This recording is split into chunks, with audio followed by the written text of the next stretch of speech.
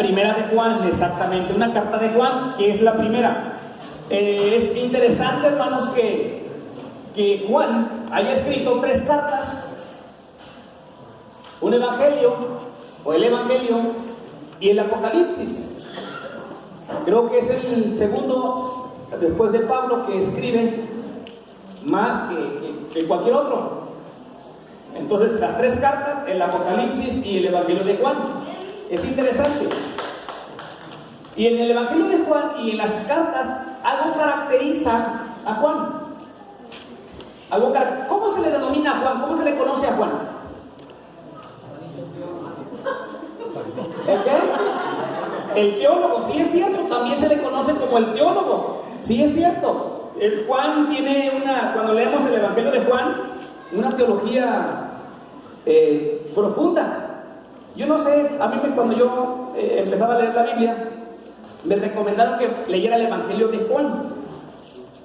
Y por mucho tiempo como me dijeron eso a mí, entonces yo recomendaba a los nuevos creyentes leer el evangelio de Juan. Pero sinceramente, el evangelio de Juan no es tan sencillo como pensamos. Quizás por lo que expresa exactamente quién es Jesús. Y presenta 7 milagros, 7 señales en el evangelio de Juan que nos va a hablar acerca de Jesús, ¿no? Que Jesús es el Hijo de Dios. Pero es un poco complicador. Juan es profundo y se le conoce como el teólogo, sí es cierto también. Pero hay otra frase que se le conoce a Juan, ¿cómo qué? El discípulo amado. El discípulo amado. Y sí, así se le llama. De hecho, él mismo se le dice a sí mismo, ¿no? Como discípulo amado. Pero es el discípulo del amor. Habla mucho acerca del amor en sus 3 cartas y en el evangelio de Juan también. Bueno, eso es lo que sabemos de Juan. Ustedes escucharon un mensaje hace 8 días, que por cierto, reciban un saludo, hermanos, de parte de mi familia, de mis papás, de la iglesia allá. Pero quisiera que estuvieran orando por mi abuelo. Mi abuelo ha estado enfermo, no se logra recuperar totalmente, sigue mal, pero creemos en que el Señor va a hacer la obra en él. Y tu preocupación de él es el que no esté en el templo, en la iglesia, vive al ladito del templo y tiene más de 2 meses que ya no ha ido, y a él le pesa mucho eso. Y me decía, oye, es que yo no he ido a la iglesia. Dice, bueno, ni siquiera yo puedo predicarle, pues ni siquiera puede ir ahorita. Pero él quiere predicar, así como está, él quiere predicar. Y ese día dijo que lo llevaran porque quería predicar. Y lo llevaron, pero no aguantó, apenas 2, 3 coros y ya se fue. Se fue a la casa otra vez. Entonces está un poco delicado mi abuelo. Estén orando por él. Se llama Julio Jarquín. Que Dios haga la obra, ¿verdad? Pero reciban saludos, hermanos, de parte de mi familia, de mis papás. Estuve allí, di una conferencia en Puerto Escondido, pero también aproveché para ver esa situación de mi abuelo y estuvimos ahí como familia para estar orando por él. Pero ustedes estudiaron un pasaje de la Escritura el domingo pasado y empezamos a estudiar y a reflexionar en la primera carta del Evangelio, en la primera carta de Juan. Ustedes leyeron del capítulo 1 ¿hasta dónde? ¿Al 2 qué? ¿Nada más al 2? ¿Estudiaron el domingo pasado? ¿Hasta dónde llegaron? Bueno, leyeron todo, pero la reflexión de la palabra, la predicación, ¿dónde se basó?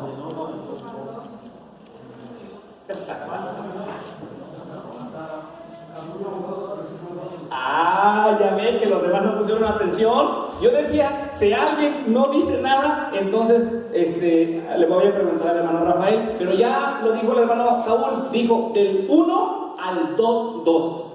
Bien. ¿Así? No lo anotó. No anotó, además en su lección de grupo de vida, ahí va. 1 al 2. Por eso yo entendí que hasta ahí reflexionaron. Por eso ahora vamos a tomarlo del 2, 3 hacia el 11 solo. hacia el 11. Entonces, es 1 de Juan 2, 3 al 11, hasta ahí. Así que el hermano Rafael va a tomar el pasaje el próximo domingo del 12 y así decidimos predicar la carta así, versículo por versículo hasta que terminemos la carta, ¿sale? Entonces, ya ahora sí, ya usted va a recordar el próximo domingo. ¿Dónde nos quedamos? ¿Qué es lo que estudiamos? Del 3 al 11 del capítulo 2. Y dice así la palabra de Dios. Por favor, en sus Biblias, gracias. Lo pueden leer con su vista, lo voy a leer en voz alta. Dice así: ¿cómo sabemos si hemos llegado a conocer a Dios? Si obedecemos sus mandamientos. El que afirma, lo conozco, pero no obedece sus mandamientos, es un mentiroso y no tiene la verdad. En cambio, el amor de Dios se manifiesta plenamente en la vida del que obedece su palabra. De este modo, sabemos que estamos unidos a Él. El que afirma que permanece en Él debe vivir como Él vivió. Queridos hermanos, lo que les escribo no es un mandamiento nuevo, sino uno antiguo que han tenido desde el principio. Ese mandamiento antiguo es el mensaje que ya oyeron. Por otra parte, lo que les escribo es un mandamiento nuevo, cuya verdad se manifiesta tanto en la vida de Cristo como en la de ustedes, porque la oscuridad se va desvaneciendo y ya brilla la luz verdadera. El que afirma que está en la luz pero odia a su hermano, todavía está en la oscuridad. El que ama a su hermano permanece en la luz y no hay nada en su vida que lo haga tropezar. Pero el que odia a su hermano está en la oscuridad y en ella vive y no sabe a dónde va, porque la oscuridad no lo deja ver. Vamos a orar. Señor, habla a nuestro corazón a través de esta palabra, de esta escritura que hemos leído, y permite, Señor, que lo podamos poner en práctica. En el nombre de Jesús. Amén. ¿Qué les parece, hermanos, esta palabra? Tengo varias preguntas. Me surgen varias preguntas al leer esta porción bíblica. Y quisiera que usted también reflexionara juntamente conmigo y que pudiésemos sacar de esta palabra enseñanzas prácticas para nuestra vida. El pasaje, el versículo 3, ¿lo tienes ahí? Empieza con una pregunta en la nueva versión. Dice: ¿cómo sabemos si hemos llegado a conocer a Dios? Es una pregunta que hace el apóstol, pero que al mismo tiempo da la respuesta. Inmediatamente está la respuesta ahí: si obedecemos sus mandamientos.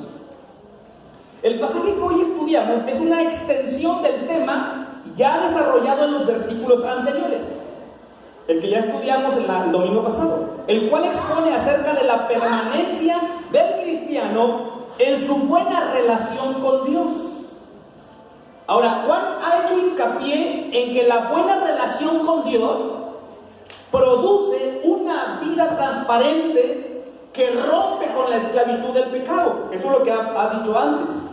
Ahora pone a prueba esa verdad con ese desafío de asumir un estilo de vida que sigue los pasos de Jesucristo, pero especialmente en esta porción, en obediencia. Hay dos palabras claves en el pasaje que acabamos de leer. Las dos palabras claves son obediencia y amor. Son las dos palabras claves en este pasaje.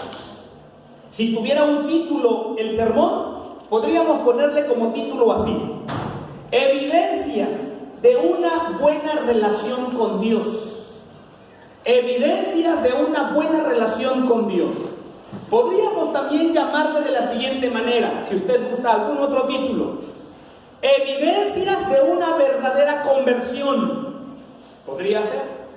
O también podría ser evidencias de que eres un hijo de Dios. O también podría ser evidencias de aquellos que conocen a Dios. Miren cuántos títulos pueden salir de este pasaje. Pero yo le puse así: evidencias de una buena relación con Dios.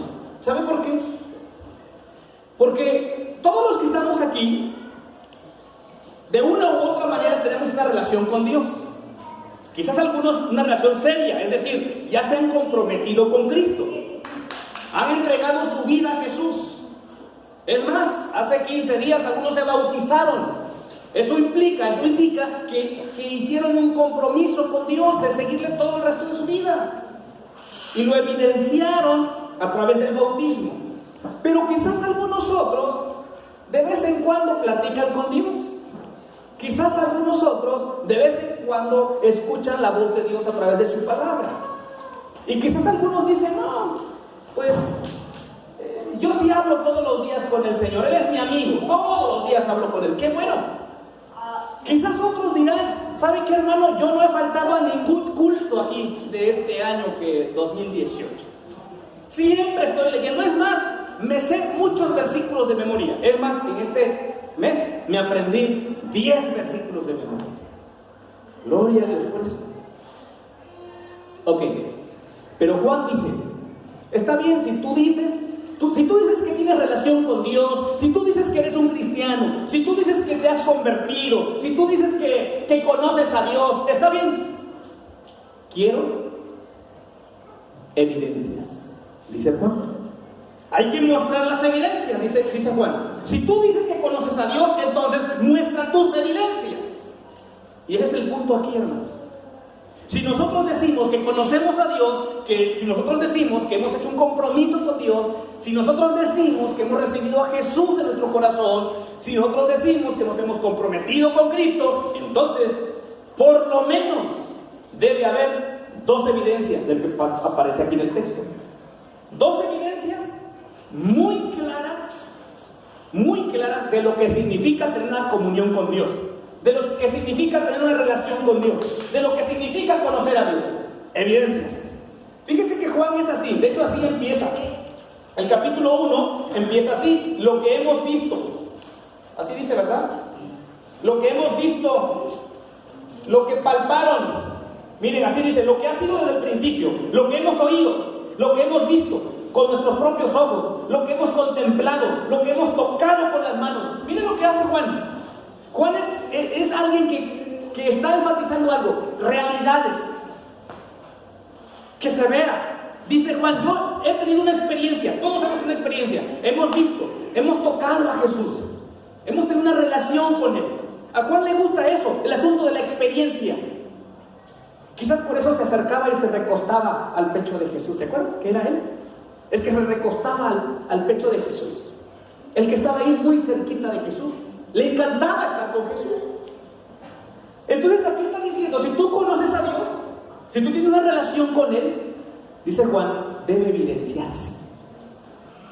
Debe haber muestras de eso. Y aquí está la primera enseñanza. Evidencias de una buena relación con Dios, evidencias de nuestra conversión, evidencias si conocemos a Dios. Aquí está la primera. ¿Cuál es? Versículo 3. ¿Cómo sabemos si hemos llegado a conocer a Dios? ¿Qué dice? Si obedecemos sus mandamientos. No hay pierde. La primera evidencia de aquel que dice que conoce a Dios, de aquel que dice que tiene una relación con Dios, la primera evidencia es obediencia a la palabra. Así, obediencia a la palabra. Una persona que dice que conoce a Dios debe obedecerle.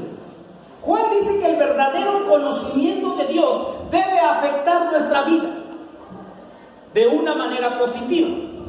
Juan está diciendo que el conocimiento de Dios no es un asunto meramente intelectual, sino más bien es una experiencia personal que se traduce en obediencia a su palabra. Miren, y luego sigue diciendo, versículo 4. Versículo 4. El que afirma, lo conozco, escuche bien, pero no obedece sus mandamientos, ¿qué es? Oh, eso está fuerte, ¿no? Pero Juan es claro.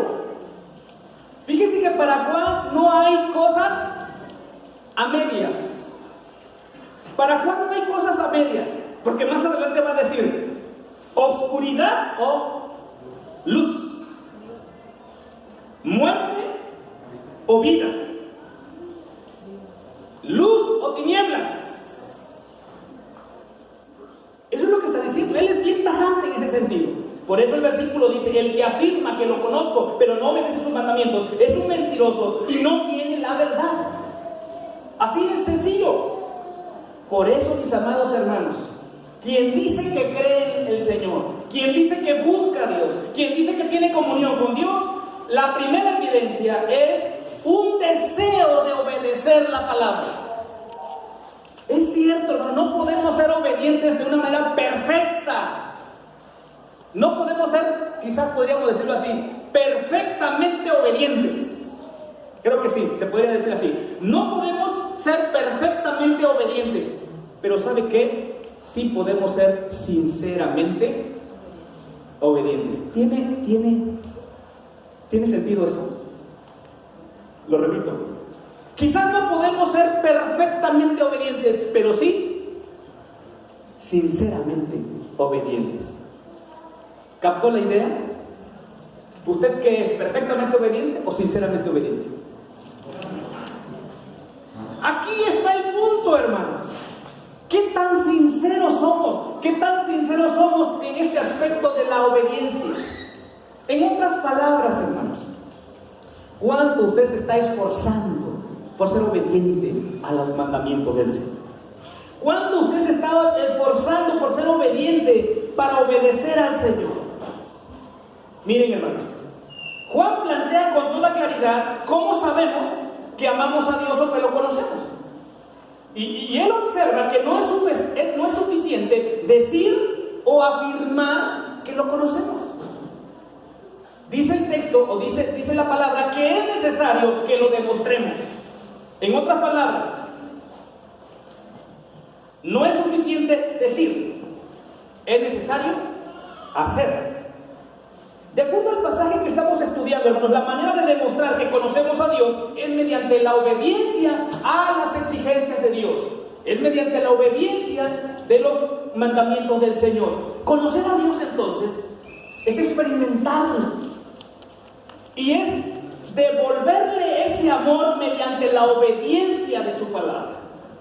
A ver, devolverle ese amor a Dios mediante la obediencia. Porque muchos dirán: es que, hermano, yo lo amo tanto, yo amo mucho a mi Señor. Usted puede decir, yo he escuchado mucho esa frase: hermano, no se imagina usted cuánto yo amo a Dios.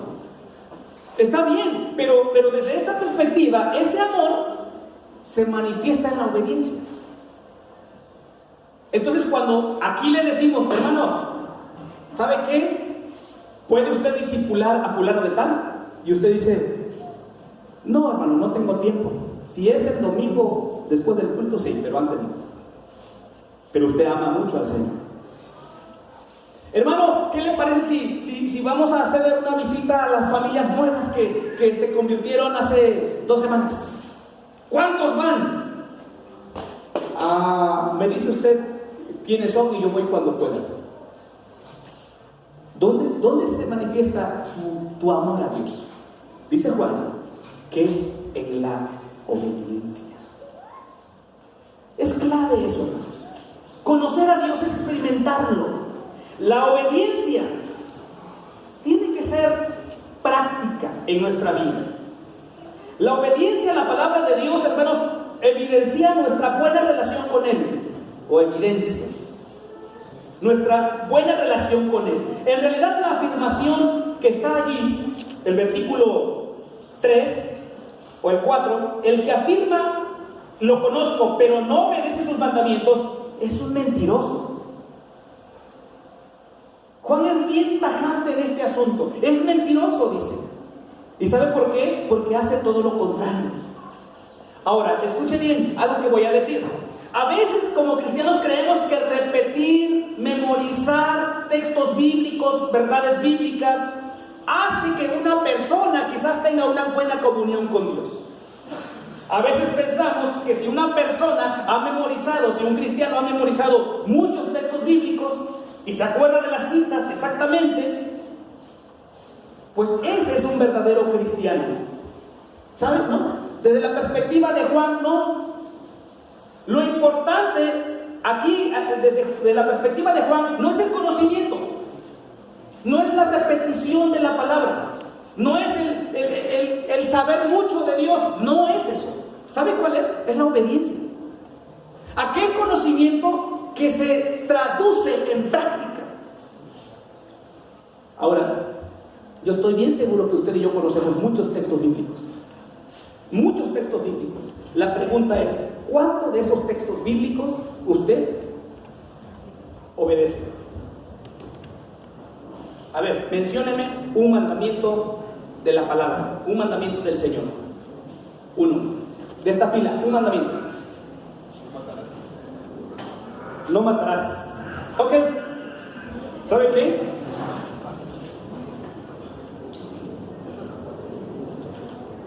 Al rato digo otro mandamiento. Al rato digo eso. Otro mandamiento. Otro mandamiento. No robarás. Bien. Otro mandamiento. Ama a tu prójimo como a ti. No tendrás dioses ajenos delante de mí. Otro mandamiento. Ama a tu prójimo como a ti mismo. Ama a tu prójimo como a ti mismo. Honra a tu padre. No codiciarás. Otro prójimo. Otro mandamiento. Otro mandamiento. No tomarás el nombre del Señor en vano. Acuérdate. ¡Órale! Ya decía yo que en los 10 mandamientos no estamos tan mal. ¿Saben cuál es el problema de esto? ¿Por qué nos concentramos en los 10 mandamientos? Yo no digo que están los 10 mandamientos, pero ¿por qué nos concentramos en los 10 mandamientos? Solamente. ¿Saben? Porque miren cómo nos excusamos.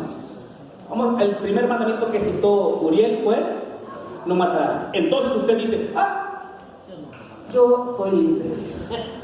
Ay, gloria a Dios, yo no mato. ¿Sabe? Y entonces empezamos yo no estoy diciendo que no sean los mandamientos. Sí son los mandamientos, por supuesto que sí. Pero a veces es que está muy fácil, ¿verdad, Uriel? Dice: no mates. ¿Tú has matado, Uriel? ¿No has matado? ¿Qué dijo Jesús con respecto al asunto de no matar? Que llama a su hermano. Exacto. ¿Ya se dan cuenta de eso? Pero esto suena: no mato, yo no mato. Ay, qué bueno soy. ¡No! Necesitamos ver la otra parte.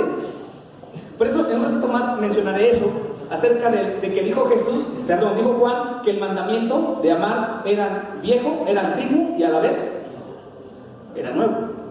Sí dice, ¿no? Más adelante. Ok, pero a ver, está bien, fuera de los 10 mandamientos, un mandamiento más.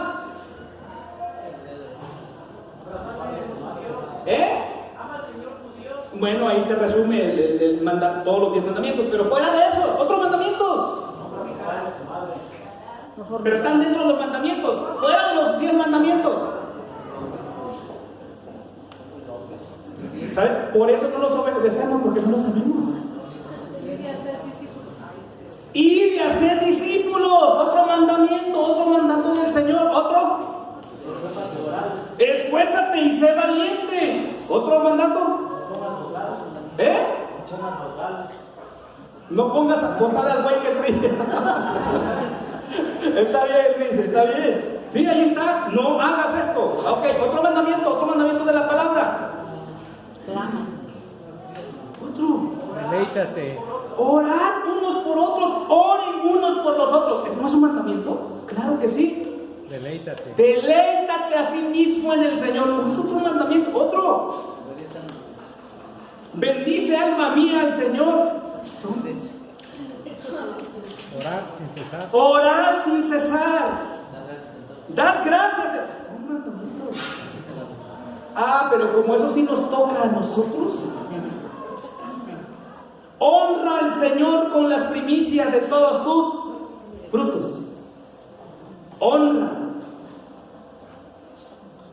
Como eso sí nos toca, eso ya no lo citamos. Citamos los 10. No, hermanos. Ahora, cuando el Señor dice obedece los mandamientos, la palabra, la verdad nos está diciendo que debemos poner en práctica todo aquello que el Señor quiere de nosotros. Por eso la declaración de quiere nuestra obediencia, quizás no perfectamente, pero sí sinceramente, hermanos. Y podríamos decirle: Señor, yo sé que tú me estás mandando a esto y me está costando, por favor, ayúdame, quiero hacerlo, quiero obedecerte. La obediencia a la palabra, hermanos, es la evidencia de nuestra relación con Él. Como cristianos a veces creemos que solamente conocemos, sabemos y se puede aparentar ser cristiano, pero Juan dice: no, tú dices que conoces a Dios, entonces demuéstralo. La afirmación, porque dice que hay algunos que afirman, la afirmación sin la acción es negación.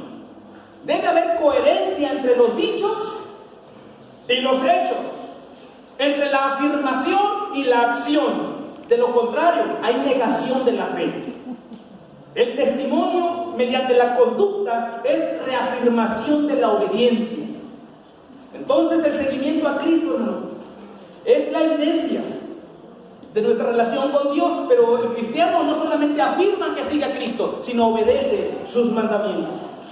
Y Juan no deja para nada la duda ni la incertidumbre, de modo que no hay tal cosa como una vida cristiana a medias. No hay vida cristiana a medias. Juan dice: el que anda en la luz es un hijo de Dios. El que no anda en la luz, sino anda en las tinieblas, ese no le ha conocido. Así dice Juan. Miren. En cambio, el amor de Dios se manifiesta plenamente en la vida del que obedece su palabra. De este modo sabemos que estamos unidos a Él. Miren, de esa manera sabemos que estamos unidos a Él, en comunión con Él. El que afirma que permanece en Él debe vivir como Él vive. Ay, ¿qué desafío, hermano? Pues ese es el desafío de todos los días. Y usted tiene que levantarse todos los días: Señor, ayúdame a vivir como tú viviste. ¿Qué voy a hacer? Pues lo que tú hiciste, Señor. Y ese es el desafío de todos los días. Ahora, la primera evidencia entonces tiene que ver con la obediencia a la palabra. Pero la segunda evidencia tiene que ver con lo que dice el versículo 7. Queridos hermanos, lo que les escribo no es un mandamiento nuevo, sino uno antiguo que han tenido desde el principio. Este mandamiento antiguo es el mensaje que ya oyeron. Por otra parte, lo que les escribo es un mandamiento nuevo, cuya verdad se manifiesta tanto en la vida de Cristo como en la vida de ustedes, porque la oscuridad se va desvaneciendo y ya brilla la luz verdadera. El que afirma que está en la luz pero odia a su hermano, todavía está en la oscuridad. El que ama a su hermano permanece en la luz y no hay nada en su vida que lo haga tropezar. Pero el que odia a su hermano está en la oscuridad y en ella vive. Y no sabe a dónde va, porque la oscuridad no lo deja ver. La segunda evidencia de que tú dices que conoces a Dios, la segunda evidencia de un verdadero cristiano, la segunda evidencia de una verdadera conversión, es el amar. ¿A quién? ¿A quién? ¿El amar a Dios o a qué dice el texto? No, al hermano. ¿Qué es más fácil? ¿Amar a Dios o amar al hermano? ¿Qué es más fácil? ¿Amar a Dios o amar al hermano?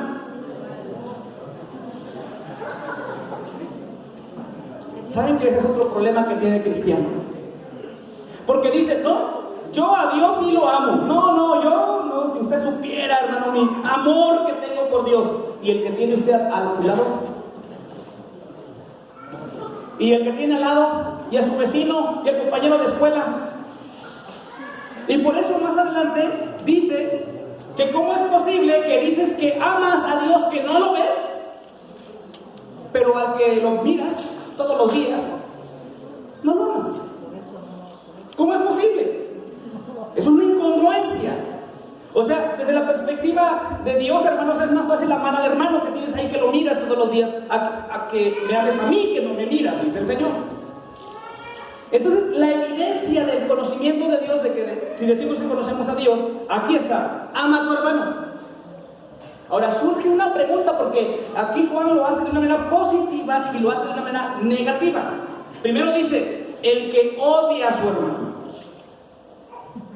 Creo que la versión 60 la traduce como aborrecer. El que aborrece a su hermano. Ahora yo le pregunto a usted, ¿qué es odiar al hermano? ¿Qué es odiar al hermano? Pregunto. Ser indiferente. Ser indiferente. Ser indiferente. Me agrada la respuesta. ¿Qué significa odiar al hermano?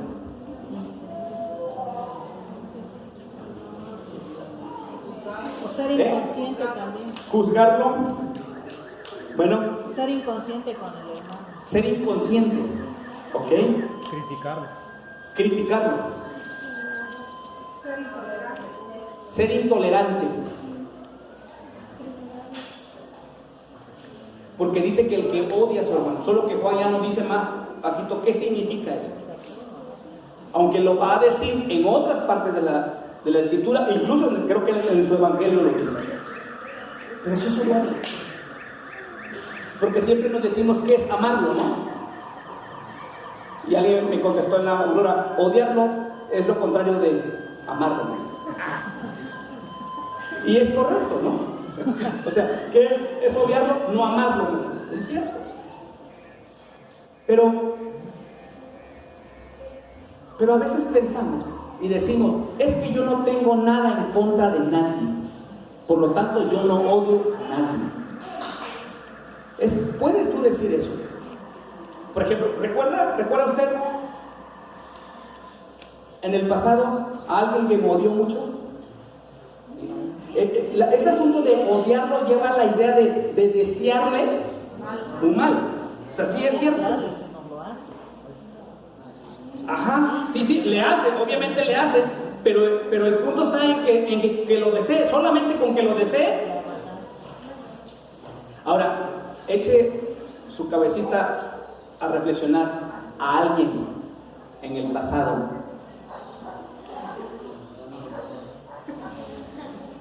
Lo odió, deseó mal. Sí, ¿verdad? Pero ahorita ya no, ¿verdad? Entonces el Señor te pregunta, ahora ya no. Entonces, a ver, ¿cómo es la evidencia? ¿Cuál es la evidencia de que ya no? ¿Cuál es la evidencia de que ya no lo odias? Pero eso es muy general, ya lo hablan, no, evidencias prácticas, claras. De que oras. A ver, uno por uno, porque ahora sí todos quieren. Uno por uno, a ver. De que tratas a la persona sin sentir nada por él y al contrario sientes un amor por esa persona. Ok, tratas a la persona sin sentir nada, lo tratas. Porque ya lo perdonaste. Bien, ¿qué más? Oras por él. La verdad es que eso está tremendo, Eso de orar por aquel que te hizo daño. Ay, sí, hermano. ¿Qué? No duele el recuerdo. No te duele, no duele el recuerdo. Bien. Le sirves. Le sirves. Le sirves. Por eso es que ya no hay odio. Ya le sirves. Ay. Ya no lo rogas hasta ahorita que Ya no lo recuerdo hasta ahorita que me lo está recordando usted, pero ya lo había olvidado. Puede ser, ¿no? Puede ser. Hermana Ángela.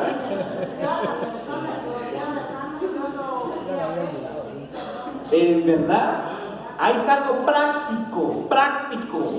¿A por acá? ¿Perdón? A ese que tanto te hizo daño, a ese que casi te llevaba no sé a dónde, le entiendes, hermano. De esas cosas prácticas hablamos, hermano. De esas cosas prácticas habla Juan. De ese amor práctico, no el decir cuánto te amo. Y luego Juan lo dice de esas dos formas, de una manera positiva y de una manera negativa. Dice, el que afirma que está en la luz pero odia a su hermano, todavía está en la oscuridad. El que ama a su hermano permanece en la luz y no hay nada en su vida que lo haga tropezar. Pero el que odia a su hermano está en la oscuridad y en ella vive y no sabe a dónde va, porque la oscuridad no lo deja ver. Miren, hermanos, ¿Se acuerdan lo que Jesús dijo al respecto? Amen a aquellos que los aman también. ¿Así dijo Jesús? No. ¿Qué dijo Jesús? Amen a su enemigo. Exacto. Ama a tus enemigos. Ama a aquellos que te odian. Y miren, y Jesús lo va diciendo de esta forma más adelante ahí en el Evangelio. Si tu enemigo te pide pan, no, mi hermano, no, dice el hermano que tu enemigo te pide pan, dale serpiente. No, si tu enemigo te pide pan, dale de comer. De verdad, si te pide la capa, también dale la camisa, y aunque te quedes con camiseta, no importa, dáselo. Sí, pero es el que me hizo tantos males. Es el que me causó tantos males. Es el que me hizo la vida miserable. Algunos pensarán eso. Es aquella persona que acabó con mi vida. ¿Saben qué dice el Señor? A ese, si tú dices que me conoces, a ese debes amarlo. Y debes ayudarlo. Y debes orar por él. Y debes ver por él. Pero, y uno dice, es que no puede ser. No, sí puede ser, hermano. Tú puedes estar pensando, es que no puede ser, Señor, porque mira cuántos males me causó. Es que es mi enemigo. Y el Señor te contesta, pues también tú eras mi enemigo. ¿No dice la palabra de Dios que éramos enemigos de Dios antes de encontrarnos con Él? Por eso Jesucristo vino a reconciliar al mundo, a tener otra vez esa amistad con Él, porque éramos enemigos nosotros de Dios. Y Él vino a eso. Y entonces cuando tú le dices, Señor, pero es que me hizo tantos males, y el Señor te dice, pues también tú eras mi enemigo, también tú me causaste muchos males, también tú no me buscaste, también tú me odiaste. ¿Y sabes qué? Te amé. Te amé demostrándolo en la cruz. No hay mejor manera de demostrarnos Jesús su amor que morir en la cruz del Calvario. Entonces el Señor Jesús dice, si eso he hecho por ti, ¿por qué tú no amas a tu hermano? Ahora, pero la otra parte que ustedes dijeron que tienen razón, el hecho de la indiferencia. A veces es cierto, hermanos, la persona que más cerca está de nosotros es la persona que menos caso le hacemos. La persona que está más cerca de nosotros es la que más ignoramos. La persona que está más cerca de nosotros es la que más indiferente le somos. ¿Sabes? El mandamiento es: ama a tu hermano. Ama. ¿De qué forma, hermanos? Hay muchísimas formas y maneras de demostrar nuestro amor por nuestro hermano. Menos siendo indiferente. ¿Dónde vamos a empezar? ¿Saben dónde vamos a empezar? Empecemos en la casa. Empecemos con la familia. Es inconcebible a veces encontrarnos o viéndonos a necesidades de allá afuera, corriendo allá con el vecino, ayudándole a los vecinos, que está bien, pero en la casa gritan por ayuda, gritan por atención, claman por compañía. ¿Y sabes? A veces los que están más cerca, yo no puedo conseguir de aquellos que salen a ayudar a todo mundo allá afuera, pero en la propia familia no lo están haciendo. Es incongruente a veces encontrar a personas muy atentos allá afuera, muy atentos con forma con las personas, pero indiferentes en su casa.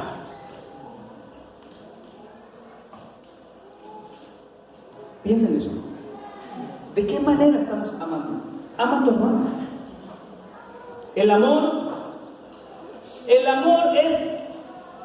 es la señal del cristiano. El amor es el distintivo del cristiano. De modo que no es posible ser cristiano y a la vez no amar a los hermanos. La iglesia misma es una comunidad de amor.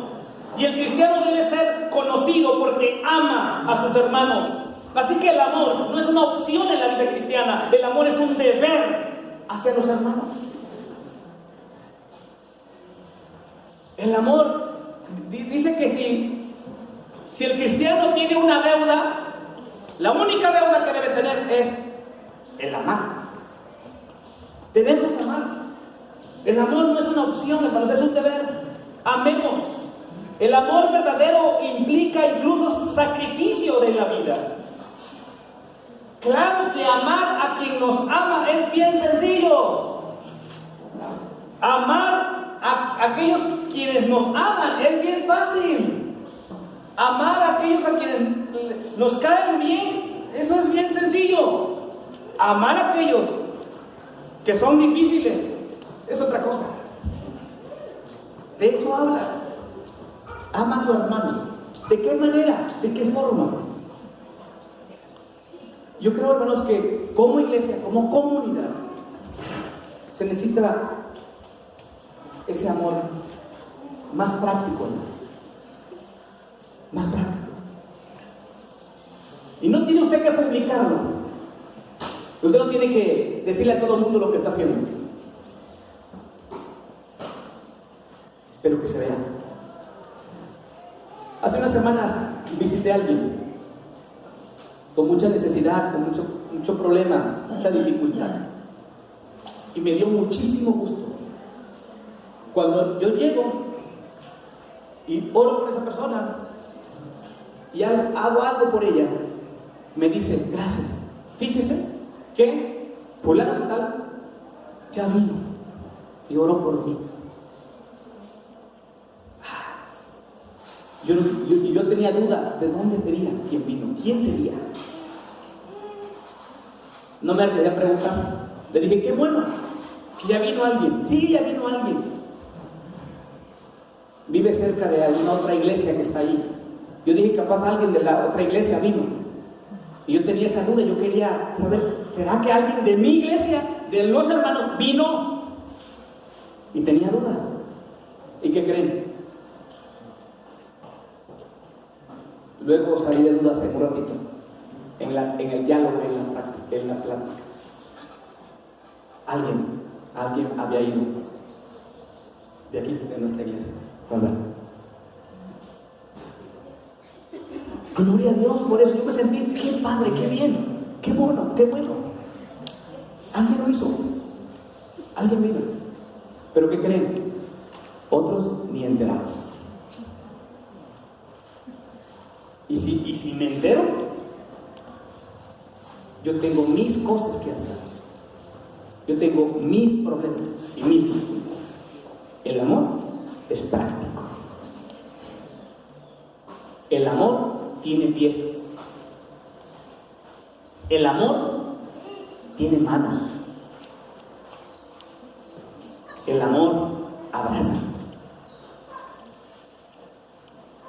El amor da de comer. El amor tiene voz, tiene boca, habla, alienta.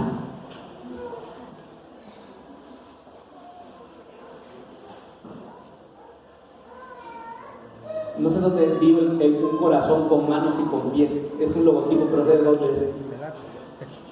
¿Eh? Me late. Entonces, pero hay un corazón que tiene manos y tiene pies. Me encanta esa idea del corazón. ¿Sabes por qué? Porque exactamente el corazón tiene pies. El amor tiene pies. El amor va, camina, ama, abraza. Dejemos de decir cuánto amamos Mejor, manos a la obra. Ore conmigo, por favor. Y vamos a decirle al Señor: quiero amar, Señor. Quiero ser práctico en mi amor. Señor, muchas gracias. Gracias, Señor, por hablarnos cada día y por que tú nos muestras cómo debemos ser, cómo debemos ser. 2 evidencias de lo que es ser cristiano. 2 evidencias de lo que significa conocerte. La obediencia a tu palabra y el amor a nuestros hermanos. Gracias, Padre. Aquí estamos dispuestos a hacer tu voluntad. En el nombre de Jesús. Amén. Dios te bendiga.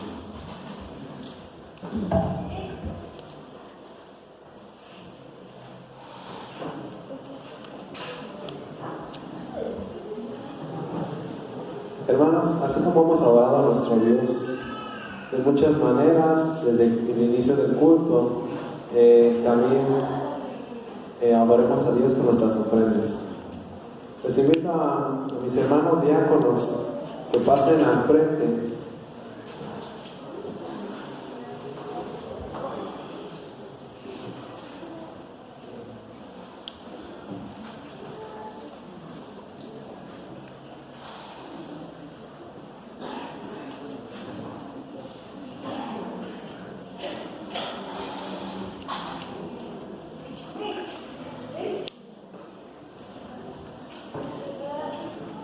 Le invito al hermano Mantos que ore a Dios por las ofrendas. Amén. Amén.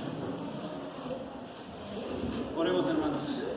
Bendito Dios Padre Todopoderoso, le seguimos dando honra y gloria, Padre, Señor, por la oportunidad y el privilegio que nos da, Señor, estar ante tu presencia. Gracias, Padre. Gracias también, Señor, por la vida, por la salud, pero por el trabajo. Te traemos, Señor, estos diezmos y estas ofrendas, Padre, fruto de nuestro trabajo. Gracias, Señor, por el cuidado a cada uno de mis hermanos. Gracias, Señor, por el hogar, que en el hogar no ha faltado, Señor, el sustento. Gracias por el cuidado en los trabajos, en las oficinas. Gracias, Padre. Bendice también a mis hermanos quienes ministran o administran ese dinero. Dales esa sabiduría, Señor, para poderlo repartir, Señor, conforme a tu voluntad. Padre, gracias te damos en el precioso nombre de tu Hijo amado Jesucristo. Amén. Pueden pasar, hermanos. Mientras mis hermanos pasan a recoger las ofrendas, voy a leer en 2 Corintios 9, 7 al 11. Cada uno dé como propuso en su corazón, no con tristeza ni por necesidad, porque Dios ama a la hora alegre, y poderoso es Dios para hacer que abunde en vosotros toda gracia, a fin de que teniendo siempre en todas las cosas todo lo suficiente, abundéis para toda buena obra. Nuestros amigos que vienen por primera vez, por segunda vez, no están obligados a dar.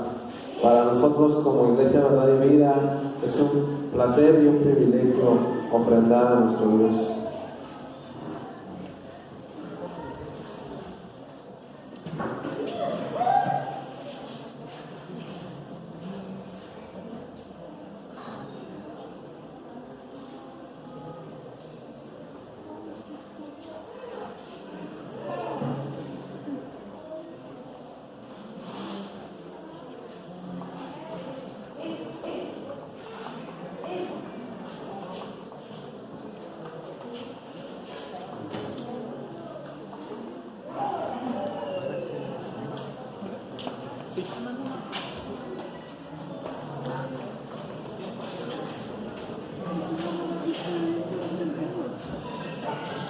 Después de adorar a Dios con nuestras ofrendas, invito al pastor Rafael